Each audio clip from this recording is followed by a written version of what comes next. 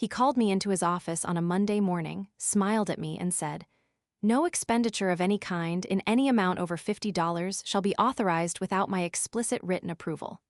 That means everything, Claire, ink cartridges, coffee for the break room, a cab to the airport. You bring it to me first." 3 other people were in the room when he said it. He was smiling the whole time, like he'd finally figured out how to put me in my place. That decision ended up costing the firm nearly $60,000 in 5 weeks, and it cost him his job. My name is Claire Ashworth. I was the CFO of Meridian Capital Group for 6 years before any of this happened. Meridian is a mid-sized private investment firm. We manage roughly $2.3 billion in assets across 4 funds, 47 employees, operating budget around $11 million a year. I had managed that budget without incident for 6 straight years. Clean audits every single year, 0 regulatory flags, 0 late fees, 0 vendor complaints. A track record I was genuinely proud of. Then came Douglas Fenn. Douglas was brought in as board chair about 18 months before the story ends. His background was commercial real estate. He had absolutely no experience running a financial services operation at this scale. 2 board members installed him because they felt the firm needed, and I am quoting here, decisive leadership after a period of cautious management. Cautious management was apparently what they called 6 consecutive years of 0 deficiencies. From day one, Douglas and I did not get along. He wasn't interested in understanding how the firm's finances worked. He was interested in controlling them. There's a difference. A significant one. He questioned line items he didn't understand, which was fine. What was not fine was that he refused to let me explain them. He'd ask a question, I'd start answering, and he'd cut me off. "Just get me a summary, 1 page, keep it simple." You cannot summarize an $11 million operating budget on 1 page and have it mean anything useful. But I tried. The tension built over 8 months. He overruled 3 of my budget recommendations. One of those decisions cost us $140,000 in penalties when he restructured a payment schedule without telling me, and we missed a vendor payment window. He blamed the vendor. I sent a memo documenting exactly what had actually happened. He did not appreciate that memo. By month 10, he decided I was a problem to be managed. So on that Monday morning in September, he called me in and laid out the new policy. He called it a fiscal discipline initiative. He had drafted it himself on firm letterhead and handed me a copy. The document stated that all expenditures over $50 required the written approval of the board chair before any commitment could be made. Every department, every purchase. No exceptions. "I've already distributed this to all department heads," he said, "effective immediately." I looked at the document. I looked at him. I said, "Douglas, we process 200 to 300 vendor transactions every single week. Some of those are time-sensitive. We have service-level commitments with 3 data providers that require same-day payment authorization, or we are in breach of contract. Then you'll submit those for approval in advance," he said. "Our Bloomberg terminal renewal comes up in 11 days, I said. "That's a $187,000 annual contract. Are you saying you want to personally approve that?" "I am saying exactly that," he said. "I'm not asking for your opinion on whether this is a good idea. This is the policy." I took a breath. I said, "I want to be clear that I think this will create serious operational problems." He leaned back and said, "Noted, are we done?" We were done.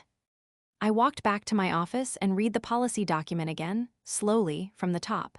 It said what it said. No expenditure over $50 without his explicit written approval. It did not say urgent expenditures could be fast-tracked. It did not say standing contracts were exempt. It said no expenditure over $50. Full stop. I closed my office door and called my assistant Priya in. "Priya," I said, "I need you to pull every recurring vendor contract we have. Every single one. Payment dates, amounts, and the penalty clauses for missing a payment window." She went quiet for a second. Then she said, "All of them, like even the parking validation vendor." "Every single one," I said. Then I called our general counsel, Margit DeVries. Margit had been at Meridian for 9 years. She knew exactly how things worked. She said, "He actually put that in writing." "On firm letterhead," I said, "distributed to all department heads." A pause, then she said, "Claire, follow it exactly." "That's the plan," I said. Here is what I did next. I created a shared tracking document. I named it Approval Request Log per Board Chair Policy 914. Then I sent a company-wide email, copied to Douglas, to the 2 board members who had backed his installation, and to Margaret, laying out the new policy in plain language and directing all department heads to route every spending request over $50 through me, so I could submit them to Douglas for written approval before any purchase could be made. The email was 6 sentences, professional, no editorializing, just the facts of the policy and what compliance would look like. Douglas replied within 20 minutes. His reply said, "Thank you, Claire. This is exactly what I was looking for." I saved that reply. The requests started coming in that same afternoon. Tuesday morning, I submitted the first batch to Douglas. 14 requests. Everything from a $380 software license renewal to a $75 catering order for a client lunch that had been on the calendar for 3 weeks. I submitted them by email, formatted clearly. Vendor name, amount, due date, consequence of delay. Douglas approved 4 of them that day. He did not respond to the other 10. By Wednesday, I had 6 requests past their deadline with no approvals. One of them was a $1,200 payment to our IT security vendor for monthly monitoring. Their contract was clear.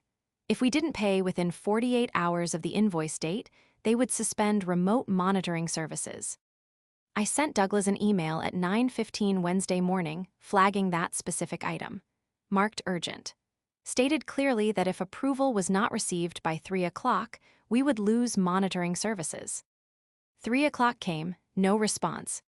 At 4:47, our IT director came to my office and told me the security monitoring service had suspended our access. I documented it. Date, time, invoice amount, reason for non-payment. No approval received per board chair policy. Then I sent Douglas another email, copied Margaret, and stated what had happened in 3 sentences. He replied the next morning. He said to go ahead and pay the outstanding items and to use my judgment on timing-sensitive things. I replied and asked him to confirm in writing that this constituted approval for the IT security invoice and the 5 other pending items. He replied, "Yes, approved." I saved every one of those emails. But here is the thing about use your judgment on timing-sensitive items. That phrase does not appear anywhere in the policy he distributed on firm letterhead. The policy says no expenditure over $50 without his explicit written approval. Period. So anytime I was unclear whether something was timing-sensitive enough to proceed without waiting for him, I defaulted to the written policy, because the policy was in writing. His verbal guidance was not. By the end of week 2, the tracking log had 47 pending approval requests. Douglas had approved 19. The other 28 were in various states of waiting. One of those 28 was the Bloomberg terminal renewal, $187,000, due in 4 days. I had submitted it for approval on day 1 and had sent 3 follow-up emails. No response. On the morning of the due date, I sent Douglas an email at 7:52 in the morning. It said, "Bloomberg terminal renewal is due today. No approval has been received. Per firm policy, I cannot authorize this payment without your written approval. Please advise immediately." He didn't reply until 2:30 in the afternoon. By then, the payment window had closed. Bloomberg sent a notice. Terminal access would be suspended in 24 hours, pending payment plus a $4,700 late fee. We had 4 portfolio managers and 2 analysts who used Bloomberg terminals every single day to do their jobs. People who managed $2.3 billion in assets. Pulling their access to real-time market data in the middle of a trading week was not a minor inconvenience. Douglas approved the payment at 2:33 p.m. I processed it immediately. Total invoice, $191,700. We paid $4,700 more than we needed to, because the approval came through 3 hours too late. I documented it, invoice number, original amount, late fee amount, date the approval request was submitted, date approval was received, the 3 follow-up emails I had sent in between, all of it in the log. I kept going. Week 3 is when other people started to feel it. Our head of operations, Tom Wakefield, came to my office on a Tuesday afternoon. Tom had been at Meridian for 11 years. He was not a person who complained. "Claire," he said, "I have a vendor threatening to pull our office equipment lease because we're 3 weeks past due on a $2,300 monthly payment. I submitted the approval request 22 days ago." I pulled up the log. He was right. The request had gone in on day 2, flagged as time-sensitive. No approval had come through. I showed him the submission date. I showed him the 2 follow-up emails I had sent to Douglas. I showed him that the most recent follow-up, sent 4 days earlier, had been read, the read receipt was right there, and never answered. I sent another follow-up, copied Tom, and noted that the vendor had now threatened to pull the lease. Douglas approved it that afternoon, but it was too late. The vendor charged us a $340 late fee and flagged our account. We had had a perfect 6-year payment history with that vendor. Not anymore. That was enough to push Tom to send an email directly to one of the board members, a woman named Sandra Ackhaffer, one of the 2 who had backed Douglas's installation, asking whether there was any update on the approval process. He told me he'd done it. The complaints were reaching Douglas's own supporters. That mattered. By week 4, the log had 94 entries. 51 approved, 43 pending or past due. The firm had incurred $11,340 in late fees and penalties across 6 vendors. We had lost security monitoring for a total of 9 days across 2 separate lapses.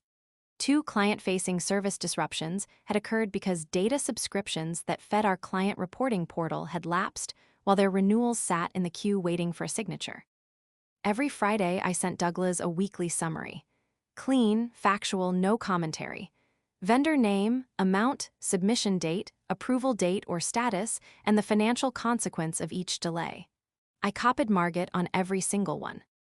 On week 4's summary, the total penalty column read $11,340. Margaret called me after I sent it. "Sandra Ackhaffer called me today," she said. "She wanted to know if the numbers in your weekly summary were accurate. I told her I had reviewed the documentation, and yes, they were accurate." Then Margaret asked, "Claire, how much more of this is coming?" I walked her through the next 2 weeks of vendor payments sitting in the queue.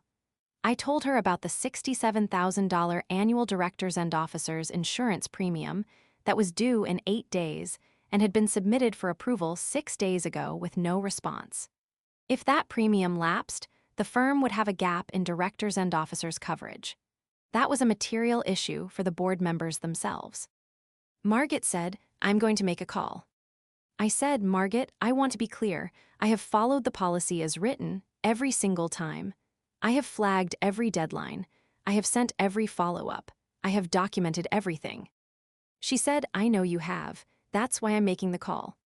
4 days later, a calendar invite landed in my inbox. Emergency board meeting. 8 a.m. the following Monday. Convened by Sandra Ackhaffer's office. All 5 board members, general counsel, and me. Douglas was listed as an attendee, not as the host. I spent the weekend building the packet. 34 pages. It covered September 14th, the day Douglas distributed the policy, through October 19th. It opened with a complete copy of the policy on firm letterhead, then my company-wide compliance email and Douglas's reply. "This is exactly what I was looking for." Then the full approval request log, all 94 entries, color-coded by status. Then every late notice, every penalty invoice, every vendor complaint letter. And on the very last page, a 1-page summary of our payment history for the prior 6 years. 0 late fees, 0 penalties, 0 vendor complaints. I let the contrast speak for itself.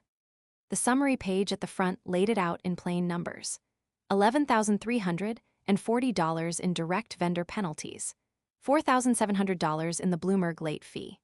Approximately $18,000 in operational staff time spent managing the approval process. A conservative $25,000 in estimated reputational and relationship cost with 6 vendors who now had late payment flags on our accounts.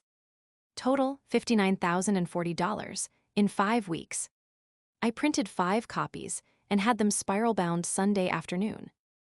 Monday morning, I was in the conference room at 7:45. Margaret was already there. She looked at the packet and raised her eyebrows. I handed her a copy. Board members filed in: Sandra Ackhaffer, Peter Chu, the longest-serving member, Rita Banks, who chaired the audit committee, two others. Douglas came in last at 8:03. He sat across the table from me. He was working very hard to look calm. Sandra Ackhaffer opened the meeting. The board had received concerns about operational disruptions and wanted to understand what had happened. Douglas started talking: implementation challenges, the policy was sound and necessary, communication issues, process refinement. Rita Banks cut him off. Douglas, Claire, can you walk us through your documentation? Of course, I said. I placed a packet in front of each board member. Everything I'm about to describe is supported by time-stamped email records, vendor invoices, and our internal approval log. All of it is in the packet. I started with page 1, the policy document. I read the key sentence aloud: no expenditure of any kind, in any amount over $50, shall be authorized without my explicit written approval. Then I put my finger on Douglas's signature at the bottom. Then I walked them through Bloomberg.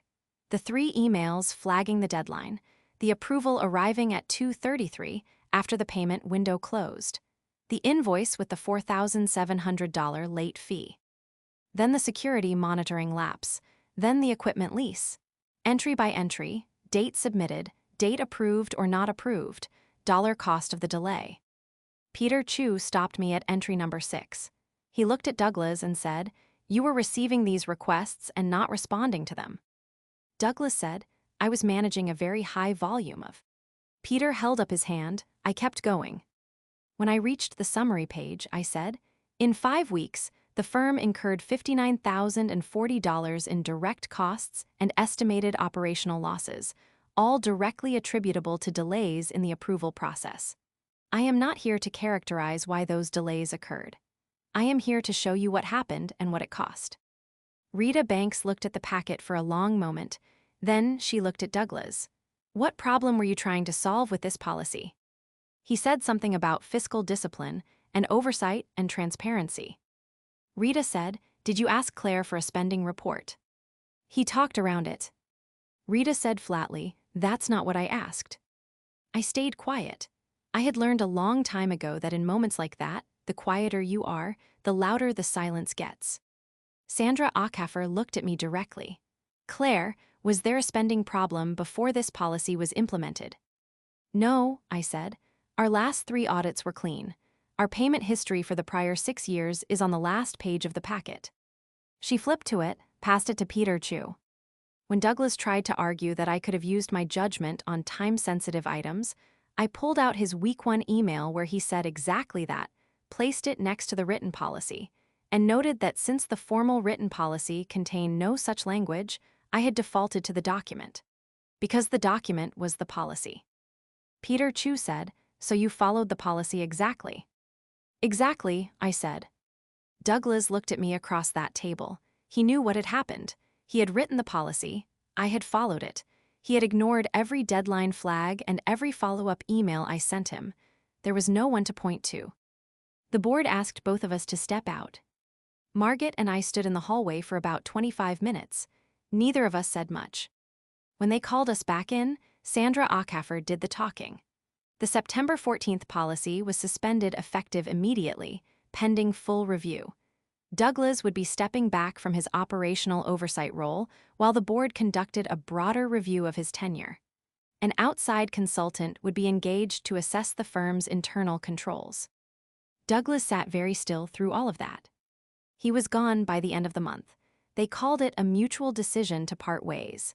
He got a separation package, which I thought was more than he deserved, but that was not my call. Peter Chu stepped in as interim chair. Peter had actually run a financial services operation before and knew what questions to ask. The outside consultant came in for 3 weeks in November, reviewed our processes, our audit history, our vendor relationships. Their December report said our pre-existing financial controls were robust and that the 5-week disruption had been an anomaly with an identifiable cause. Peter Chu shared that report with the full board. Then he asked me to stay on as CFO and said the board wanted to formalize my authority in writing so this kind of situation could not happen again. We spent 2 weeks in January drafting a clear operational authority document. I could approve up to $500,000 for pre-existing contracts and $250,000 for new vendor commitments without additional sign-off. Above those thresholds, it goes to the Finance Committee, not to a single board chair acting unilaterally. Effective February 1st, my salary went up 14%.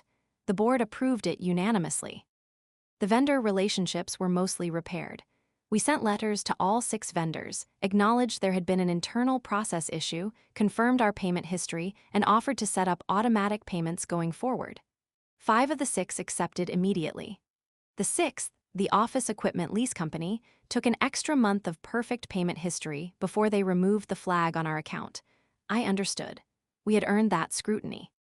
The $59,040 in losses was absorbed into the operating budget.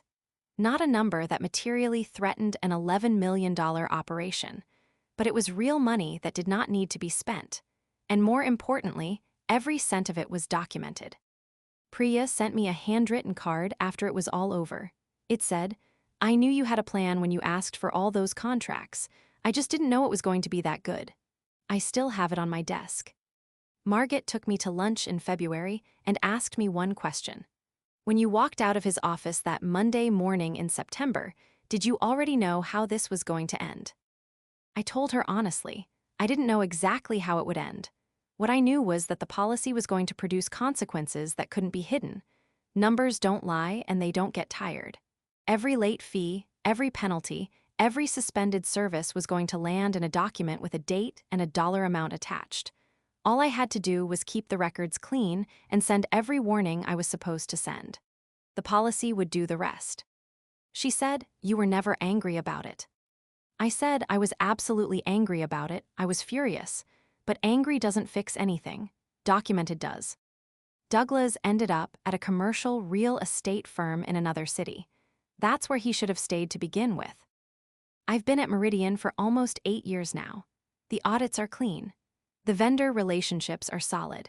And there is a 1-page internal policy on the wall of the finance office, signed by 5 board members, that starts with the words, "The chief financial officer is authorized to make the following expenditures in the normal course of business without additional approval." Peter Chu had it framed and hung it there himself on my first day back after the board meeting. He said, "I think this belongs on the wall where everyone can see it." I think so too. So here's what I want to know. If your boss handed you that policy on day 1, would you have done exactly the same thing, or would you have found a way around it? Drop your answer in the comments. I genuinely want to know.